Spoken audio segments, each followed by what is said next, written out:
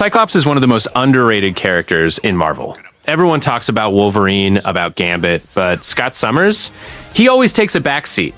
And then the Marvel Cosmic Invasion DLC drops, and man, they finally gave him the spotlight he deserved. But there is a lot of content in this DLC that goes unnoticed if you don't pay attention. Today, I have separated 10 details about Cyclops that I didn't notice at first, and some of them can completely change the way you use him on the field. I'm Matthew, and the video is about to start. If you have already spent some time in Marvel Cosmic Invasion, you notice how most characters push you straight into the center of the action, almost as if the game wants you to resolve everything through trading blows. It is constant brawling, pressure all the time, and you often just react to the chaos. Then Cyclops arrives in this new DLC and completely breaks that pattern, bringing an approach that changes not only the way you play, but also how you view every combat encounter. His major differentiator lies precisely in his optic blasts of kinetic energy, which allow for precise and safe attacks at long range. And it is not just about dealing damage, it is about control. You manage to eliminate threats before they even touch you, keep enemies under constant pressure, and practically dominate the screen space. This completely shifts the gameplay rhythm because instead of taking risks all the time, you begin to conduct the fight with much more calm and intention.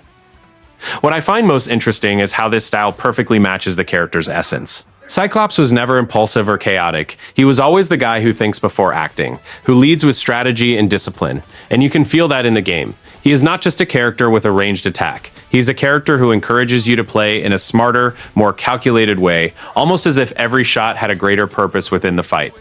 Playing with him is a very different experience within the game's roster. If you are used to rushing in without thinking much, you might even find it strange at first, but once you catch the rhythm, you realize how efficient and even satisfying this style is. Sometimes, controlling the field from afar and eliminating threats before they get close is not just safer, it is simply the most elegant way to win. Cyclops possesses the freedom to shoot diagonally.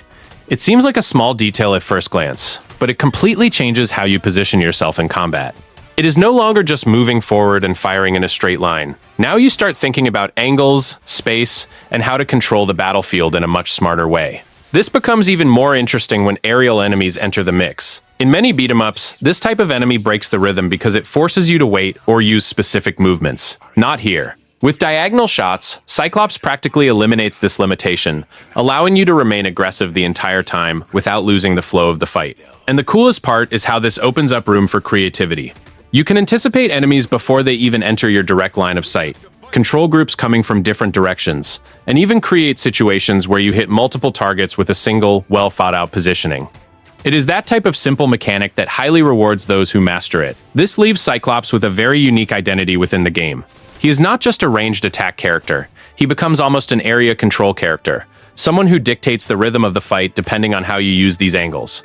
And honestly, when a detail like this changes the gameplay so much, that is where you can see the care put into the design. If you enter the game thinking Cyclops is going to be just another ranged attack character, it is worth holding back that expectation a bit. He does have that side, of course, but his proposition goes way beyond that.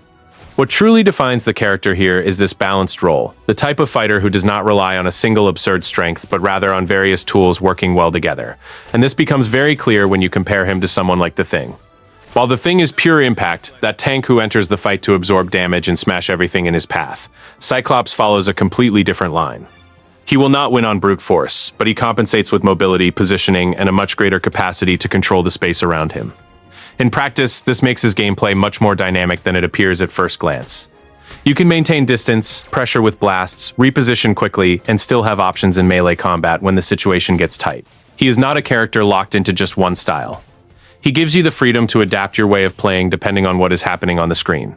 And honestly, this makes him one of the most interesting characters in the DLC. Because while others are more direct and predictable, Cyclops requires a bit more reading and decision-making from the player. And when you begin to master this balance between mobility, control, and offense, he simply fits in a very natural way into the game's flow. There is a type of detail that does not change mechanics, but completely changes how you connect with the character. And in Cyclops' case, that is exactly what happens with the alternative skins. It is not just changing colors for the sake of it. You can feel there is care in representing different phases and styles of the character, especially for those who already follow him outside of games. The highlight, at least for me, is the classic look with the leather jacket. This is that type of reference that hits right on nostalgia, especially for those who know Cyclops from other media. It is not just aesthetics, it feels like the character gains another presence on screen, more attitude, more personality. And then come the color palettes, which help provide variety without needing to reinvent the character all the time. This is great because it allows each player to choose a version that best matches their taste without losing the hero's essence. It is simple, but it works very well within the game's proposition. In the end, these options end up making more of a difference than it seems. You are not just playing with Cyclops, you are playing with the version of him that pleases you most visually. And in a game like Marvel Cosmic Invasion, where style counts just as much as gameplay, this type of detail ends up elevating the experience significantly. No need to advance through the campaign, defeat bosses, or fulfill specific requirements. You bought the DLC, and he is already right there on the selection screen, ready to play, without any runaround. And this changes the initial feeling quite a bit. Because unlike the base game characters, whom you conquer gradually while building anticipation, Cyclops arrives as an immediate choice. It is almost as if the game says, "You wanted this character, so use him now." This grants much greater freedom, especially for those who like to test new content without having to go through prior steps. At the same time, it is clear that this decision aligns well with the fact that it is paid content. It wouldn't make much sense for you to invest in the DLC and still need to unlock the character as if it were part of regular progression. So this direct release ends up being more respectful of the player's time and the value of the content itself. It is a simple detail, but it impacts the experience heavily. Because you do not waste time, you do not break the rhythm, and you can already experiment with Cyclops' style from the very first moment. And for those who like to explore a new character as soon as it launches, this makes all the difference. One thing that catches attention right away in this DLC is the price. Because it is not very common to see a bundle with two relevant characters like Cyclops and the Thing being sold for just $3.99. In a scenario where many DLCs cost almost the price of a full indie game, this value here delivers a very different feeling, almost as if it were content designed to actually be accessible, and not just another aggressive form of monetization. Now, there is indeed that detail that might divide opinions. You cannot buy the character separately. If you only wanted Cyclops, for example, you will have to take the whole bundle. However, being quite direct, the price ends up balancing this in an interesting way. Even if you are only going to use one of the two, it still does not feel like a heavy expense, which greatly reduces potential frustration. And looking at it from the perspective of a player who likes to experiment, this even functions as a little push. You might end up testing the Thing even without having planned to, simply because he is already included. This type of approach ends up encouraging gameplay variety, since you do not stay stuck only to the character that initially caught your attention. Overall, it is that type of decision that improves the perception of the game as a whole. When additional content comes with a fairer and more transparent price, the feeling is not one of obligation, but rather of opportunity. And for those who follow the game long term, this makes a significant difference in the willingness to keep investing and exploring everything it has to offer. If there is one thing that makes life much easier nowadays, it is when a new character does not stay locked to a specific platform, and Cyclops arrives exactly like that in Marvel Cosmic Invasion. It doesn't matter much where you play, the feeling is that he was designed to be accessible to everyone at the same time, without that annoying limitation that sometimes divides the community. And this gets even more interesting when you look at the variety of platforms where he is already available. From PC, including Steam and even Linux, moving through PlayStation 4 and 5, the entire Xbox line, and also arriving on the Nintendo Switch and even the Switch 2. It is a very broad reach, and this helps a lot in keeping the player base active and sharing the same experience, regardless of the system. The impact of this goes beyond convenience. When new content arrives simultaneously for everyone, the conversation around the game becomes much more alive. Everyone testing at the same time, discovering strategies, commenting on impressions. There is no delay that sometimes breaks the hype or makes a version seem forgotten. In the end, it might look like just a technical detail, but it changes how you connect with the game significantly. Knowing that you can play with Cyclops wherever you want, and that everyone is getting access along with you, creates a much stronger sense of community and makes the experience feel far more complete from the very first moment. There are moments when the screen simply fills up with flying enemies, especially when the annihilation wave starts putting on real pressure. And normally, that is where several characters struggle, because dealing with an aerial enemy almost always requires that awkward adjustment of position or relying on very specific attacks. However, with Cyclops, this dynamic changes completely. His major differentiator is the freedom of angle in his shots. Instead of being stuck in that straight pattern where you fire only forward or straight up, Cyclops manages to send blasts diagonally, both while advancing and retreating. And it might look like a small detail at first glance, but in practice, this opens up a huge range of possibilities within combat. Because when the chaos starts, you don't have time to keep repositioning perfectly.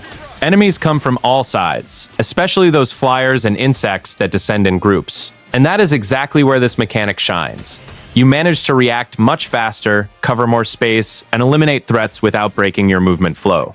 It is no wonder this ended up being one of the most praised characteristics of the character. It is not just something nice to have, it is a tool that solves a real problem in the game and still makes the gameplay more fluid. After you get used to this aiming freedom, going back to characters that are more limited in this aspect even feels strange. Cyclops is not that character who forces you to choose between fighting up close or maintaining distance all the time. In fact, he sort of breaks that division. While you play, you notice that his attacks naturally mix both things, creating a style that does not stay stuck to a single form of combat. His combos are a great example of this. You can start with a quick shot, almost like a safe opening, and suddenly transition into punches and kicks if the enemy is close. And the most interesting part is that this does not feel forced. It is all very fluid, as if the game were constantly adapting the reach of the strikes to the situation.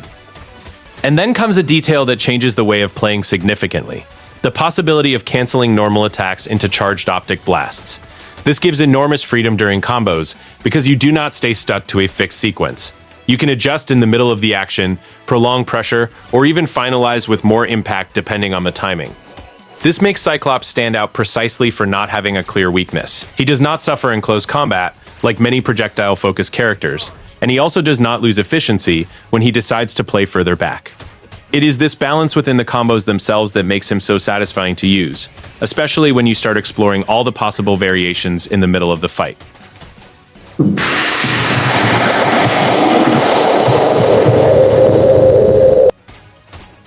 There are characters that you test, find cool, and move on with the game. And there are characters that you pick up and think, okay, this right here was very well done. For me, Cyclops easily enters this second category. From the very first minutes, you can feel that he was not placed there just to fill out a DLC roster. He truly elevates the level of the experience. What caught me the most was the balance. He is strong, resolves situations well, but at no point does he seem overpowered or broken. You don't feel like you are winning just because the character is exaggerated, but rather because his kit was well thought out. This is rare, especially in additional content, which often leans toward the too strong side just to attract attention. And beyond the mechanical part, there's the care regarding who Cyclops truly is. The way he fights, the posture, the rhythm of the attacks, everything conveys that sense of leadership and precision that Scott Summers has always had. The animations help a lot with this too. They are well crafted, give weight to the blows, and make every action feel intentional. Honestly, I would effortlessly place him among the best characters in the game today, and more than that, he ends up being the major highlight of the DLC. Not just for being strong, but because he is fun to play in a way that truly hooks you. He is that type of character that makes you want to keep using him, even after you have already tested everything he offers. Sling that shield, Captain.